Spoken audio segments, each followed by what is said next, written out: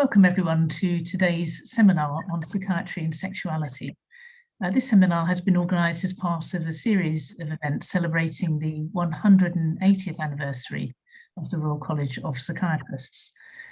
Today's seminar should really be titled Psychiatry and Homosexuality, a topic that continues to provoke debate, particularly in the context of the government's recent announcement of a ban on so-called conversion therapies. Today's seminar was due to be chaired by Professor Michael King, who very sadly died recently. Michael was an international expert on mental health and sexual minorities and a founder member of the college's LGBT special interest group, which is known as the Rainbow SIG these days. His death is a great loss and he is very much missed. And I know that he would have been very keen to hear from all our speakers today, each of whom is going to speak for 10 to 15 minutes and provide a different perspective on psychiatry's treatment of homosexuality. There's going to be time then at the end for some discussion, so please do post your comments and questions in the chat or Q&A stream. So I'd like to introduce our first speaker, Dr. Tommy Dickinson. Tommy is a reader in nursing education and head of the Department of Mental Health Nursing at King's College London. His primary focus is on diversity and inclusion in healthcare, trying to learn from the past to improve quality of care. Tommy's award-winning monograph, Curing Queers, was published in 2015. Over to you, Tommy. Thank you very much for the introduction, and Helen, and the invitation to speak today. So I'm just going to hopefully share my screen, if this is going to work. Emma, it's not working, unfortunately. Are you able to? Okay, Charlotte will screen share for you, and then.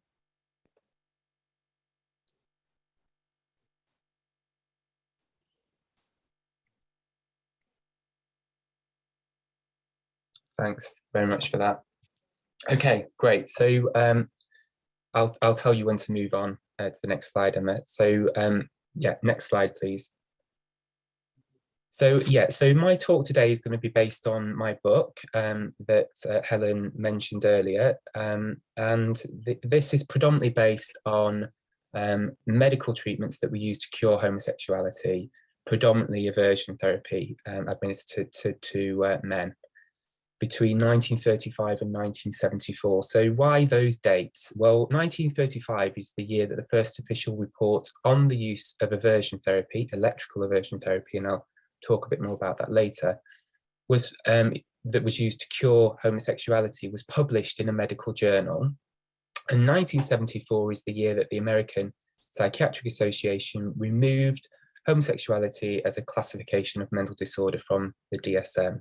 So it is important to point out, though, that the World Health Organization didn't remove homosexuality as a classification of mental disorder until 1990. However, the treatments did peter out by the mid to late 1970s because of the APA's decision, but I argue what was more influential was the gay liberation movement that was gaining momentum during that period. Gay men and women were uniting and refuting that sickness label that had been attributed to them. So next slide, please. So as I said, it's based on oral history interviews with patients who received this treatment and nurses who administered it. So I managed to interview 8 former patients who received this treatment, and they were all male at the time they received their treatment. And when I interviewed them, their ages range from 65 years to 97 years. Next slide, please. And there I interviewed 17 mental health nurses, and they were 8 men, 9 women, so quite evenly distributed. When I interviewed them, their ages ranged from 63 years to 98 years. 2 commenced nursing in the 1930s, 5 in the 1950s, and 8 in the 1960s. And all the nurses that I interviewed and the treatments that they administered were administered in NHS hospitals. So the names that I'm going to be using today of the participants are pseudonyms to protect their identity. And I do need to say the testimonies that you will hear contain some graphic descriptions of the treatments that members of the LGBT community were subjected to, which some people may find distressing. So next slide, please. So when I'm talking about these treatments, what were they? Well, There were two types of aversion therapy that were used to cure homosexuality. There was chemical aversion therapy and there was electrical aversion therapy. We've got some pictures of examples of that being administered in these pictures in front of you. So first of all, we'll talk about electrical aversion therapy. And we've got two pictures of that on the bottom left and on the right. In electrical aversion therapy, the patient will be treated on an outpatient basis. So they would come to the hospital 1 to 3 times a week, and they would be taken into a room, usually off the ward, and sat on a wooden chair in front of a projector screen, as we can see in the picture on the right, and we can see the patient sat on a wooden chair on the picture on the left. And their hands or their feet would be attached to electrodes, and we can see that again here, feet attached on the bottom left and hands on bottom right, on the right. And they would be shown pictures of naked men, and then they would receive an electric shock. And it was invariably the nurse or a clinical psychologist or consultant psychiatrist who were pressing the button to give them the electric shock when they saw a picture of a naked man. Then they would see a picture of a naked woman, and as we can see here in the picture on the right, and they wouldn't receive an electric shock. And it was essentially based on Pavlovian classical conditioning. You associate the pain of the shock with the image of the naked man in front of you. Now, sometimes those electric shocks were given automatically because the patient's penis was attached to a penis transducer, and if there was any change, it detected any change, it would give them an electric shock automatically. So that was electrical aversion therapy. Then there was chemical aversion therapy. So there's a picture here on the top left, because the patient would be treated as an inpatient, and they would be taken to a room, and in that room, such as the room here on the top left, there would be nothing except a bed. There'd be no toilet in that room, no basin, no sink, nothing else, except pictures all around the room of naked men and a strong light shining on those. And the patient would then be given an injection of apomorphine, which is a powerful emetic. It made them violently vomit. And it was the nurse's role to give this every 2 hours. So every 2 hours, the nurse would come in and give them this injection. Now, this could go on up to 3 days, and the patient was often kept awake by means of amphetamine at night. And also in that room, there would often be a tape recording that was played on loop that the consultant psychiatrist had usually pre-recorded that was saying pejorative things about that patient, such as, look at the mess you're in, this is because you're a disgusting, dirty homosexual, for example. And by mess, you can imagine after a couple of hours, let alone 3 days, you were lying in your own elimination, because anything that happened in that room stayed in that room. So, you know, the vomit, they were made to vomit. If they needed to go to the toilet to empty their bowels, that had to be in the room. And that was essentially the point of the treatment. You was to associate the mess that they were in, lying in their own elimination, essentially, with those images around them. After 3 days, the patient would be allowed out of the room.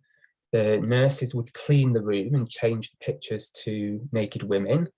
And then the nurse would give them an injection of testosterone. And when that became effective, which could take a while, they were encouraged to go back into their room and masturbate over the pictures of the women, the naked women. So that was chemical aversion therapy. So next slide, please. There were also other treatments, although my study doesn't focus on these, which was estrogen treatment, which was colloquially known as chemical castration. And probably the most infamous recipient of this was Alan Turing.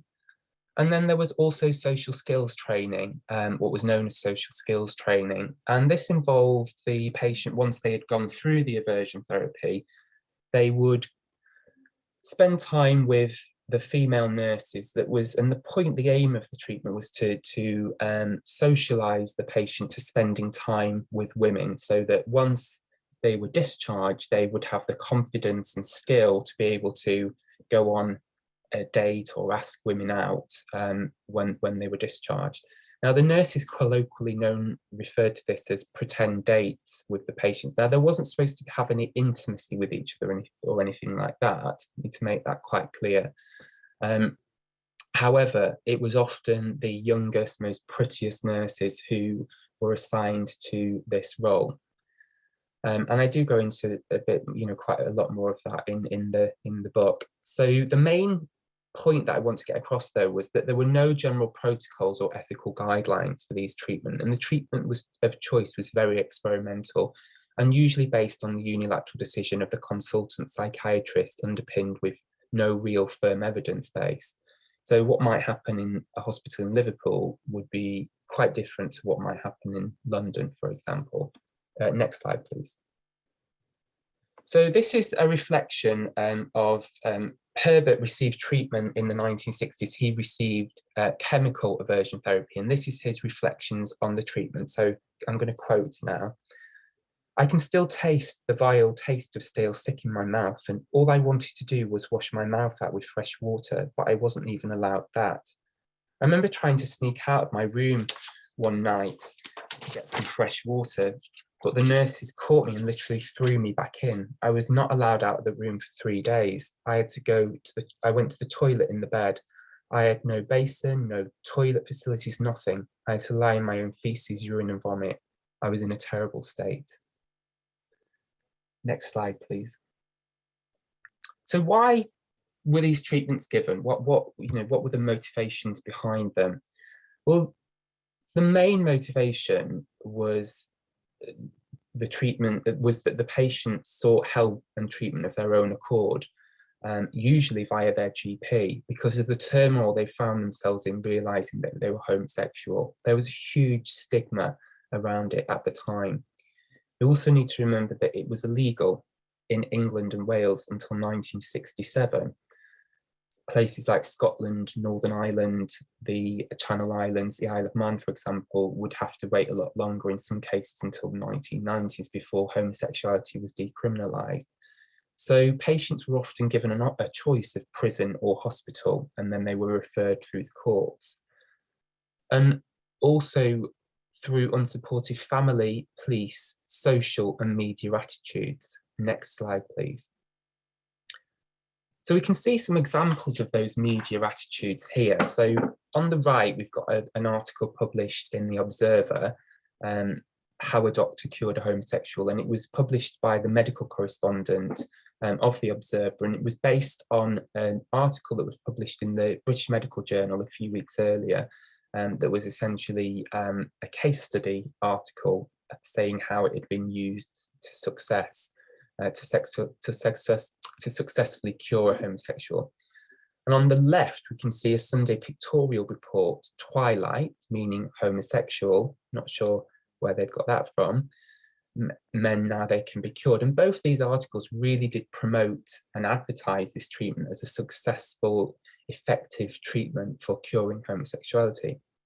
But what I think is most disturbing about this picture on the Sunday pictorial article on the left is you have a Twilight man looking furtively at children playing in a park. And I think what this did was reinforce the familiar stereotype at the time that homosexuals had paedophilic tendencies. So next slide, please. So Uhtred's testimony that I'm going to read now really sums up the influence that the news media had, and he is referring to the Observer article that we've just seen. So, quote, "I was a veterinary student, and I'm sure you can imagine it was a very masculine environment, spending a lot of time on farms. I knew I was queer, as they called it then, but I was desperate to be normal and like the other lads on my course. I remember we were in the common room one Sunday morning, slightly hungover from the night before, and the lads were taking the piss out of each other, as they had read an article in the Observer about homosexual being cured. They were basically saying, 'James, look, there's hope. Now you can be cured.' I remember joining in with the bravado. However, once they had all gone, I took the paper to my room and I read it properly. I remember feeling a sense of hope, as most of the other things I read about men like me were pejorative, to say the least. Anyway, I made an appointment to see my GP the next day to ask for this treatment. He did that and then was subsequently referred via his GP to a consultant psychiatrist administering this treatment. Next slide, please. So the aftermath of the treatments. So the treatments appear, as I said before, appeared to peter out with the decriminalisation of homosexuality, the removal from the DSM, and the gay liberation movement that was gaining momentum during that period, during the late to mid 1970s. And none of the participants reported any efficacy with the treatments. They all remained gay men. And all the participants still reported being disturbed by the treatments they received. And Barrington's quote really, I think, sums up the impact, the lasting impact that these treatments have had. So, quote, "I never got over it. I never have. I've never come to terms with it. A guilt, a guilt, a guilt, guilt. I can live with it, but I can never forget it. I desperately wanted the treatments to work, but they didn't. I can still have terrible flashbacks of my time in hospital and the barbaric treatments I received." Next slide, please. So in conclusion, these testimonies show that the courts and unsympathetic family, police, media, and social attitudes prompted people to seek treatment. And it exposes the equivocal way in which patients and nurses read and listened to influential cultural outputs and acted in accordance with these. There was a limited evidence base and no general protocols or guidelines, and there was which led to huge variation in treatment. And the efficacy was based on self-reported outcomes by the patient that led to patients and nurses being able to subvert the treatment process. And I do go into a lot more of that in the book. For the patients who in this study who received treatments, they were ineffective and had lasting negative impacts. Next slide, please. So essentially defining homosexuality as a mental illness and implementing ineffective and brutal treatments to eradicate it appears to have had a lasting negative impact on the patients who receive them. So it's envisaged that this study might act as a reminder of the need for health and social care practitioners to ensure their interventions have a sound evidence base and that they constantly reflect on their morals and values, and the influence that science, societal norms and contexts can have on changing views of what is regarded as acceptable practice. We can learn much from studying aspects of our own profession's past in which our actions, even if countenanced by the context in which they were suited, did not serve patients and society well. Thank you very much.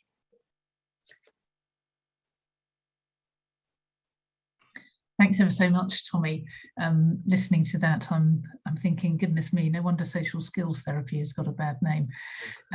We'll come back to, there are lots of thoughts and comments, and we'll come back to those later in the panel discussion. So I'm going to move on to our second speaker, who is Professor Helen Spandler. She's Professor of Mental Health Studies in the School of Social Work, Care and Community at the University of Central Lancashire. Funded by the Wellcome Trust, she's conducted research on the psychiatric treatment of female homosexuality. She's also the managing editor of the radical mental health magazine, Asylum. Over to you, Helen.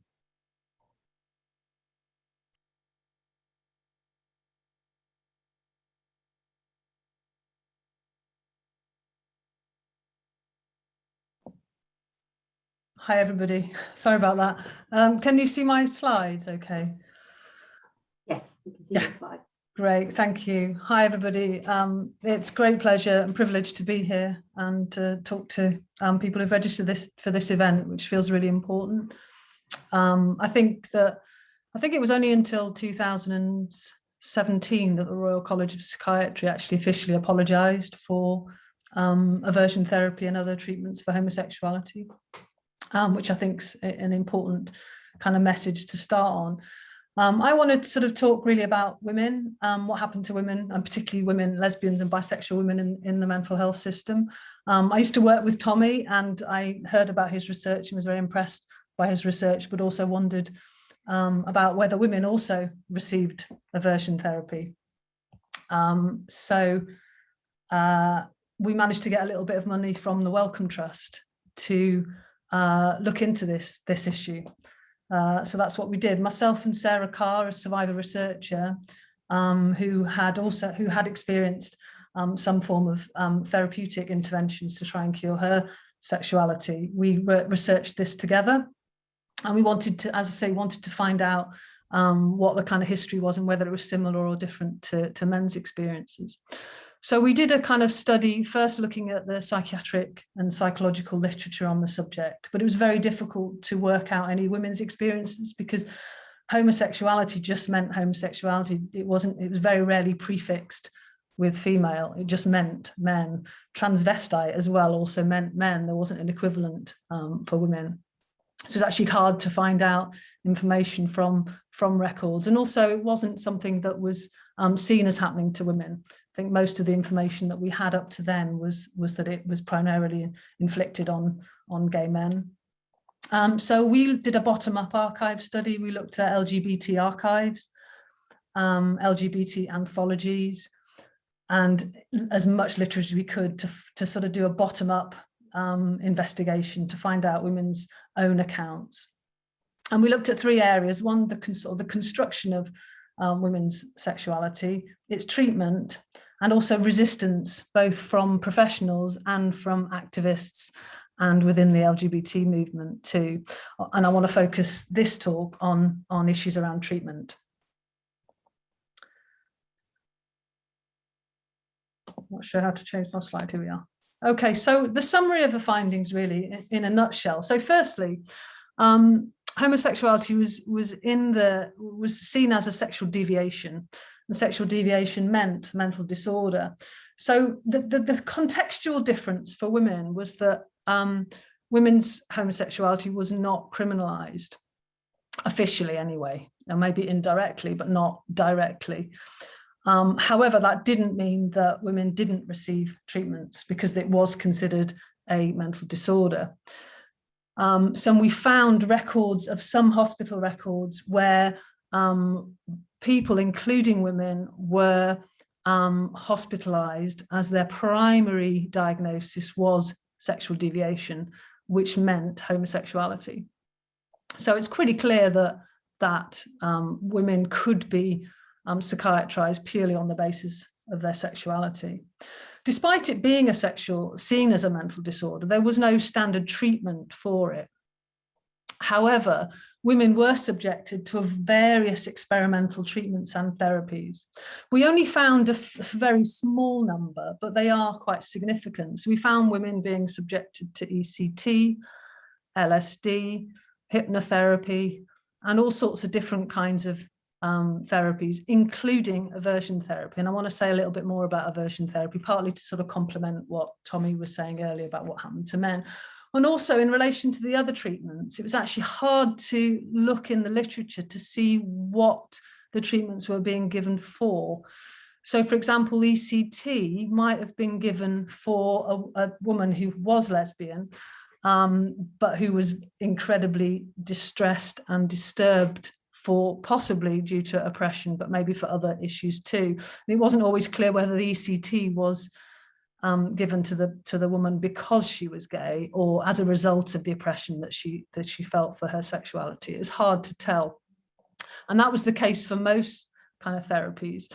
And I think the other contextual issue to be aware of is that the main sort of ideologies within psychiatry at the time, the sort of competing ideologies, were behaviorism and psychoanalysis. So behaviorism was on the ascendancy, and behaviorism was seen as a cheaper, more effective treatment than psychoanalysis, which was the other sort of dominant ideology that had been around for a number of years. And to some extent, behaviorists and psychoanalysts were sort of competing because there was a lot at stake with who was going to lead the charge for the treatment of mental disorders. So to some extent, homosexuality was a useful test case for them to prove whether their treatments were effective or not.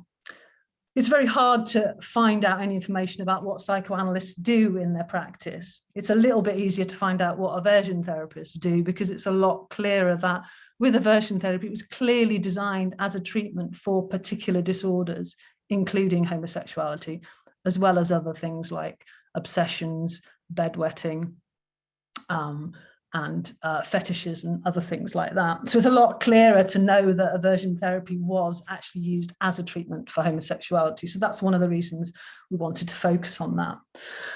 The treatments women were given were certainly not common or widespread.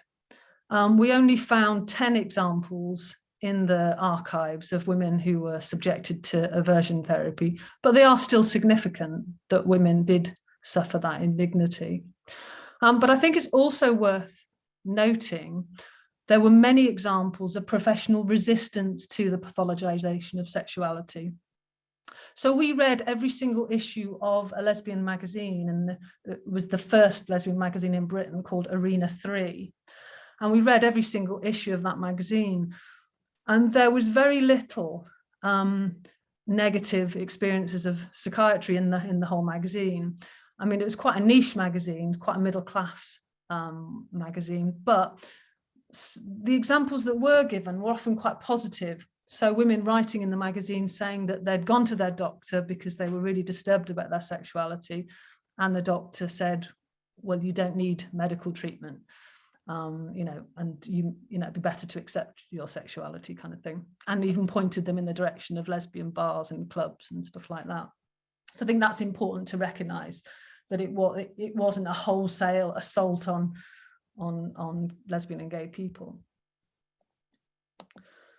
So what about women's actual experience of aversion therapy? So women got aversion therapy for many, some of them, a bit like Tommy was saying with men, some volunteered for aversion therapy because of the distress they felt about their sexuality. Some were encouraged by family and friends. None went through the court system because, as I've said, it wasn't criminalized. Some were forced. We did find a couple of examples of women who were forced, partly a collusion between parents and psychiatrists who wanted to force them to be heterosexual. And most of the women who were given, this was in the mid 60s to early 1970s. And most of the women were between the ages of, all the women we found out were between the ages of 18 and 25. And most of them had some sexual relationships with women and men. And I think they were seen as more likely to be where the treatment might be more effective if they had some interest or had expressed some sexual interest in men. So that's why it was lesbians and bisexuals that were subjected to this treatment. The image I've shown here by Dolly Sen is a survivor artist who we got to image some of the material we found. The thing about one of the pictures of cats coming up sort of plays on the stereotype of women, lesbians liking cats, but also the aversion therapy was sort of taken off the peg for how it was treated with men, as if the same would apply to women. So women were shown sort of page 3 type images of women and then given electric shocks or chemical aversion therapy. And what's interesting, of course, is that women's sexuality isn't just a mirror image of men's sexuality. And the women often said, well, I'm not really attracted to page 3 images of women anyway, so this isn't really going to help. The other issue is that the women,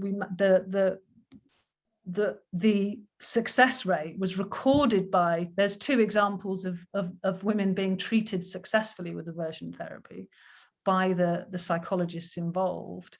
When we managed to track down one of the women and found one of her accounts, it clearly wasn't a success story. She'd just told the psychologist that she was interested in men, but went on to live happily as an out lesbian.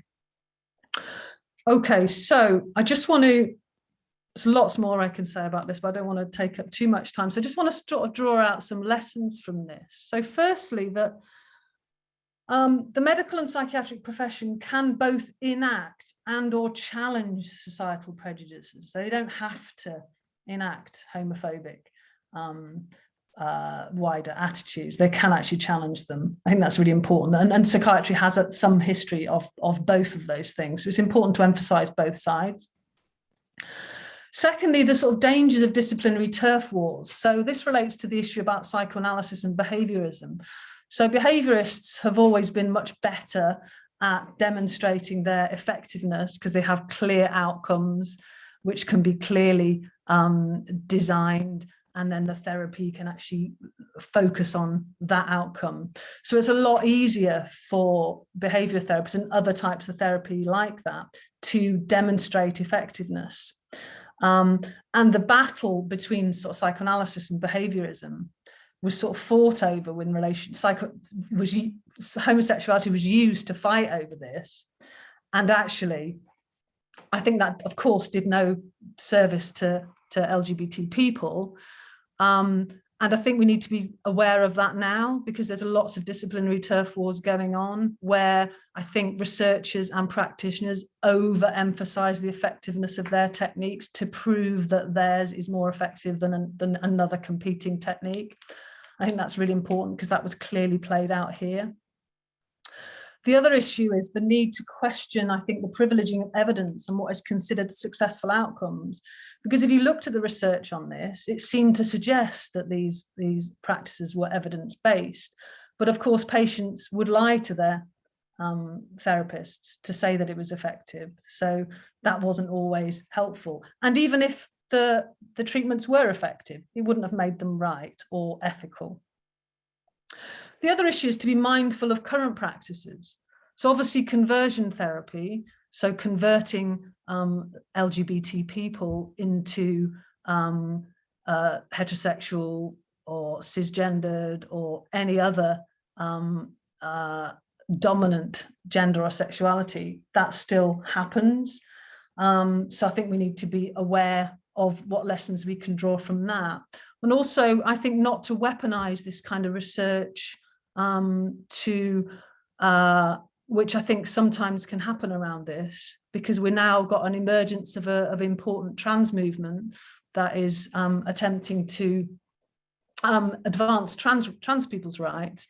And I think similarly to around the moral panic that Tommy mentioned around paedophilia, there's a lot of unpleasant associations being made in the media about trans people.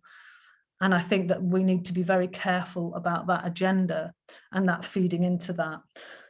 So the other thing around that is other psychiatric treatments that might be considered acceptable now that in years to come won't be considered acceptable. I'm thinking of, treatments that were inflicted on people with ME, CFS, people with autism and neurodiversities, and lots of psychiatric medications that might be seen as effective now that in long term might be very much questioned and seen as unethical.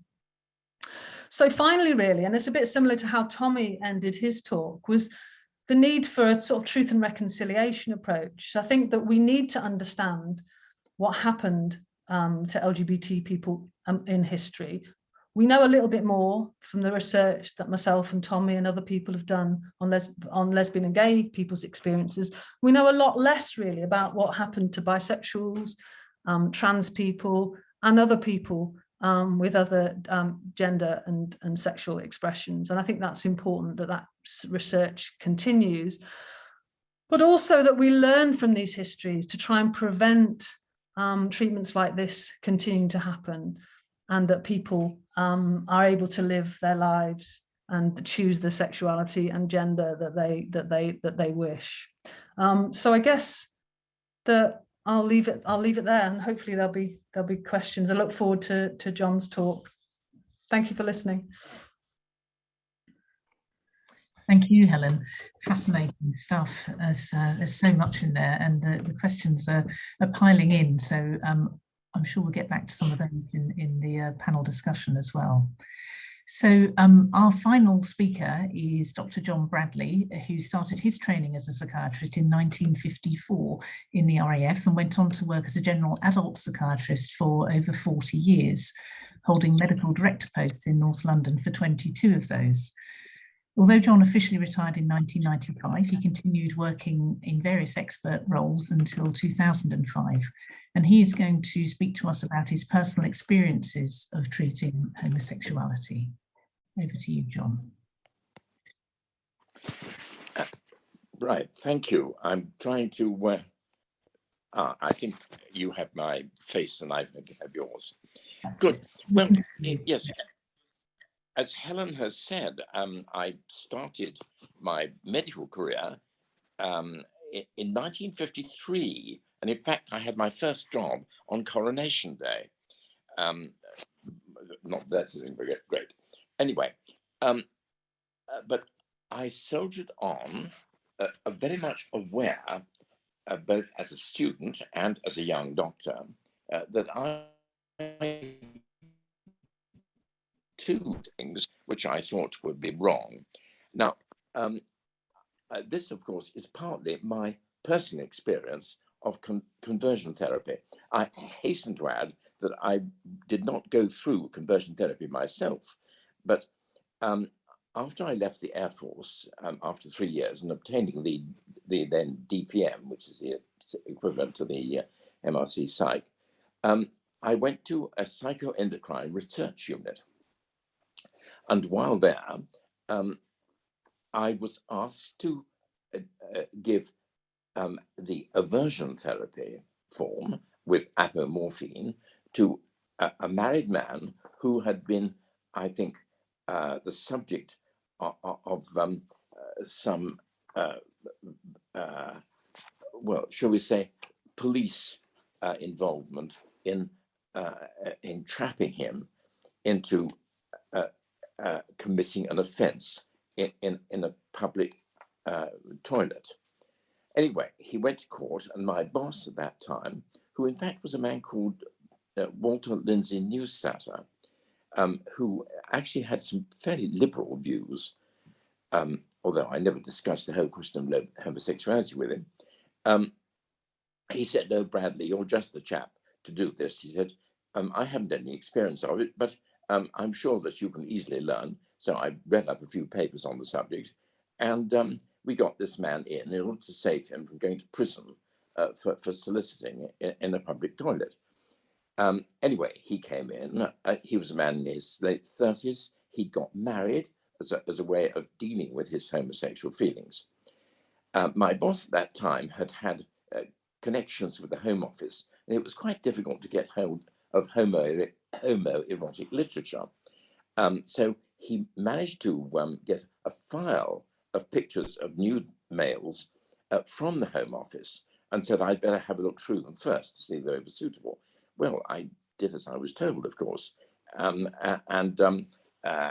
there was no fear of my being given aversion therapy for looking at them, I have to admit I actually quite enjoyed it.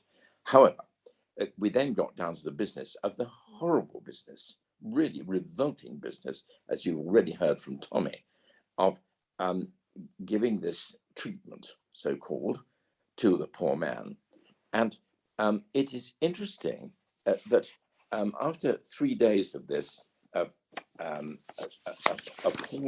treatment and wallowing in his own feces, he said to me, I said,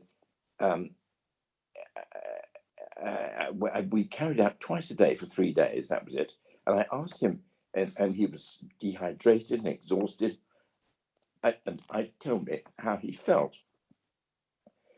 His reply was that he only survived the ordeal by enjoying the male erotic pictures that have been shown to him. That convinced me fairly well that this was not a very good idea. Now, going back to my own personal experience, of course, I didn't feel I wanted to have conversion therapy, although I would have preferred not to have classified myself as being gay, or gay, that didn't exist in those days, homosexual. And while I was a student, I had attended a church in the West End called All Souls, Langham Place, right beside the BBC. Sorry, John, to interrupt. We can't see you. That's better. You can now. Yeah, thank you. Right. Thank you. Sorry to interrupt. There I met a psychiatrist, and I said, look, I really am a convinced Christian, and I want to, I feel that I may have sexual feelings that are not acceptable to God. Oh, dear, it makes me cringe just to say this whole thing now. And he said, of course not. He said, oh, you don't have to worry about that. He said, just go out with a few girls and you'll soon get rid of these ideas. And that was the only conversion treatment I ever had, thank goodness. Anyway, I then went off to America and so on. And again, I was very well aware, but I didn't actually engage in anything until I came back in 1965. And it was after, of course, the Wolfenden report, but of course it hadn't been implemented because that was in '67. And in fact, that was in fact 10 years before I had given the aversion therapy in 1957, when I was a mere 27. Anyway, I then went into this. I came back here, and after only a year, I got a job as the medical director, as the consultant at what was Coney Hatch Lunatic Asylum, although in fact it changed its name to Friern Hospital, and to the Whittington and to the Royal Northern Hospitals and the City of London Maternity Hospitals. What a busy job. And I found I myself landed with 500 of 2,000 beds in the hospital. The hospital superintendent was then severely criticized, and he decided to resign. And I was asked, largely because I had no mental hospital experience at all, because I'd been entirely in academic units in London and in America. And I became the medical director. Now, fortunately, nobody really thought of me as being other than a straightforward, straight, youngish man, 36 then I was. In fact, shortly after I'd been appointed, a visiting cardiologist came to the hospital and said, "Oh, you must be the new SHO." So I said, "Well, actually, I'm the new medical director." That's one of the nicest things that's ever happened to me. But anyway, but even better was the patient who had been, and I can't remember exactly what was wrong with her, but erotomania, I should think, whatever that may be. She said, she told the nurse that I used to come and have sex with her every other night. And this she spread around the hospital. Well, it gave me a reputation of being a bit of a Don Juan.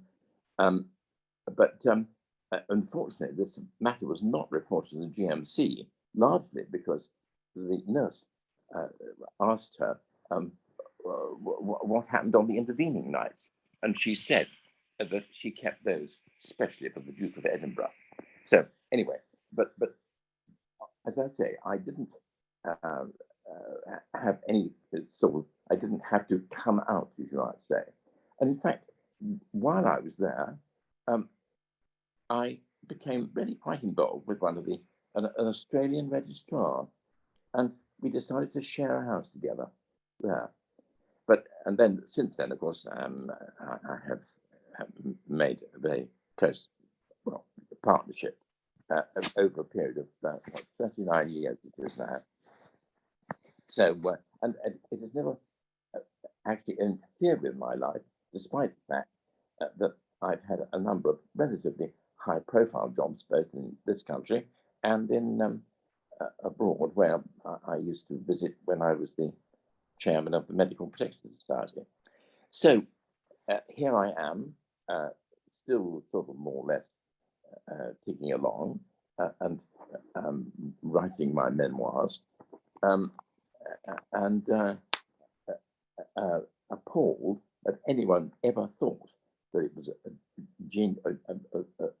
justifiable to use therapy of this kind to make people change their views. But of course, the many people who are under tremendous pressure, both from the religious point of view and of course their families.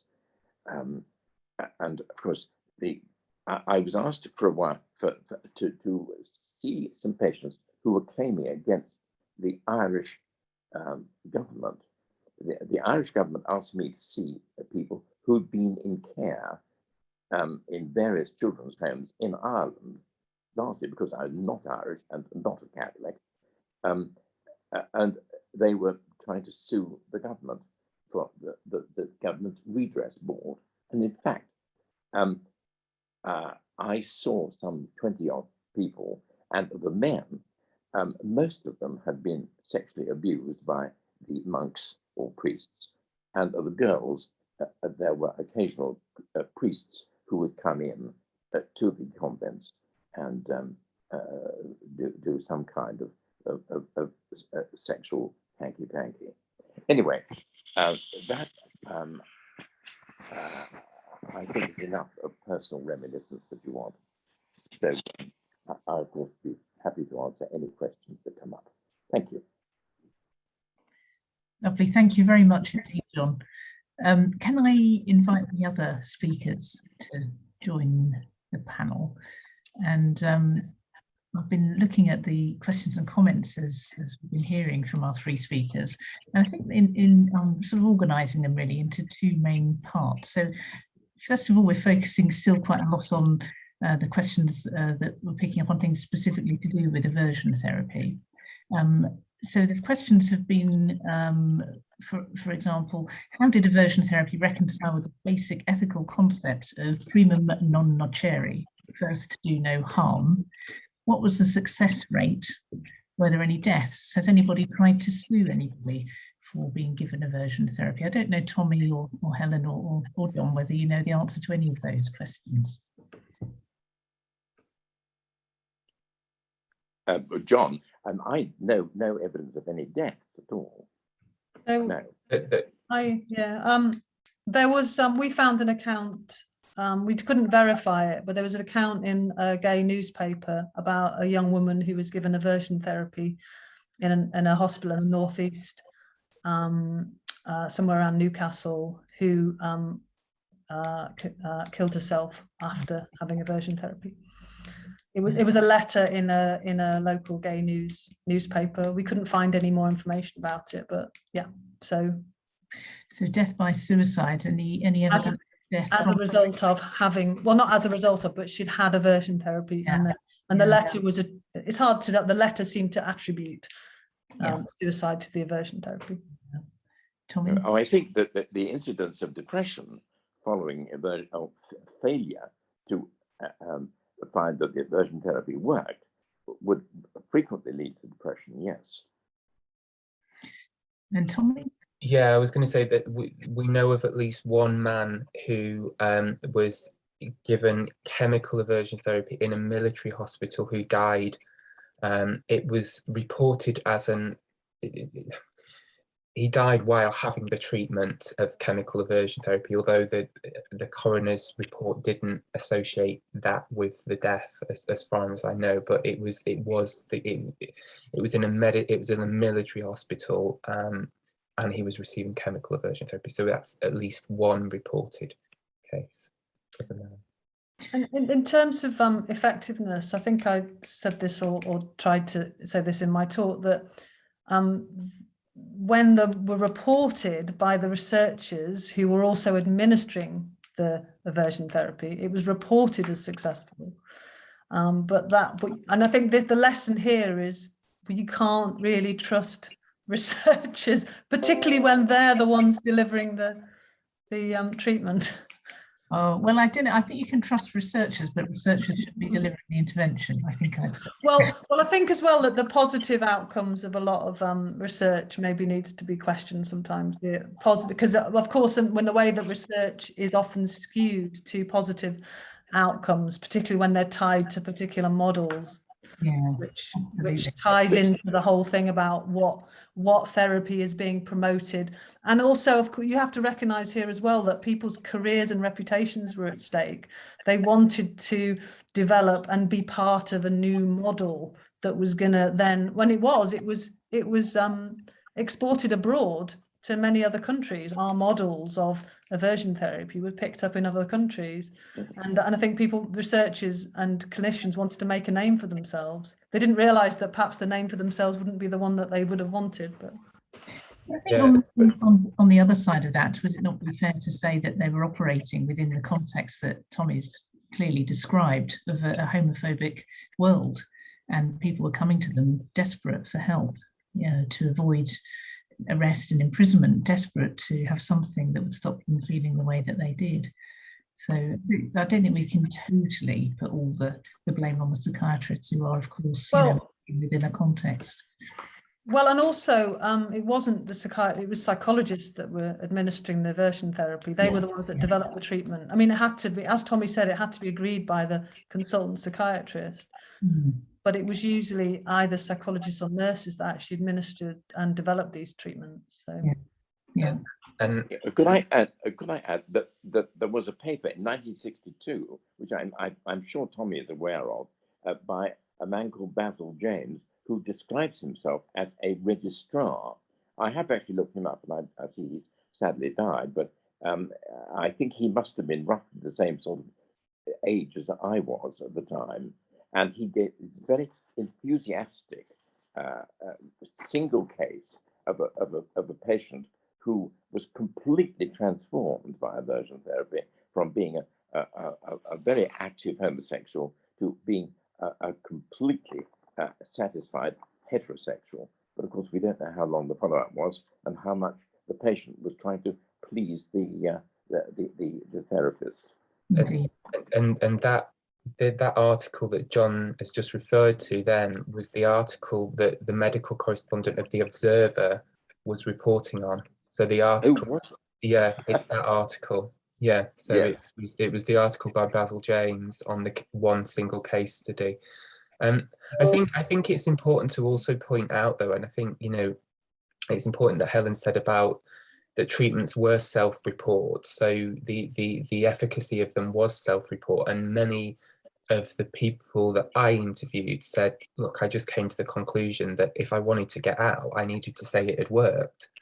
And so, you know, we do have to take the efficacy of them with some caution, I guess. But also, I think it's really important that, going back to that, the question of first do no harm, you know, I think it's so important to look at the context at the time, you know, and these treatments were seen as effective, you know, they were the efficacious, you know, and ethical at the time treatments when there was nothing else available. And so, you know, it was, you know, while we can look on it through the benefit of historical hindsight, oh my God, these were absolutely barbaric, how could you possibly do this? I think Helen makes a really good point about, well, what are the things that we're doing now that we really need to think about? You know, I can think of, if we look at, you know, Clozaril, for example, and, you know, the antipsychotic medication and the side effects of that, you know, massive weight gain, type 2 diabetes, etc., then, you know, the treatments that we have, and they're, you know, what we have at the time. But in 30 years, 40 years time, will we look back and go, oh, I can't believe you did that? You know, I think they were products of their time, I guess. And I think it's important to make that point. And I think it's also bearing in mind the sort of wider context in which people are the wider sort of societal prejudices around at the time, because, you know, people wouldn't be going for aversion therapy for homosexuality if homosexuality was more acceptable. And it's sort of like, what's the prevailing, what's acceptable and what isn't acceptable now, and what movements. And I think Tommy's right also to point to the importance of the gay liberation movement as being the main force really behind a lot of positive changes. And I think now, you know, we have a sort of trans rights movement, and I think, you know, and which has been quite demonized, as was the gay liberation movement at the time. The gay liberation movement was demonized in the mass media as being sort of perverts, and you know, and if we pass the equal age of consent, then young children will be at risk from gay men and from predators, and young women will be at risk, and all this sort of stuff, which of course never came to play. And the same thing is happening now in relation to sort of trans people. So I think that's another lesson that I think we need to be very cautious of in relation to what's happening in the wider world, that's making it harder for people to live, to be who they are or be who they want to be. And we can certainly as we're in a multicultural society, there are some religions, and mainly Islam, of course, who regard homosexuality is wholly unacceptable, and people will be desperate to change themselves still, despite our sort of what we know are liberal views. And of course, there are still things like the Latter-day Saints, the Mormons, still have a total ban on homosexuality too. Well, it kind of brings me on to the second group of questions, really, which move this conversation on into the debate around conversion therapy. It's true that something like 700,000 people in the US have experience of conversion therapy. It's commonly practiced in 68 countries in the world, knowingly, and it's banned in only 5, if you don't count the UK. So there's a question that was sent in: should the college be campaigning against conversion therapy? And the converse of that is, so what do we offer people who want help with their sexual orientation? Should I put that to you first, Helen?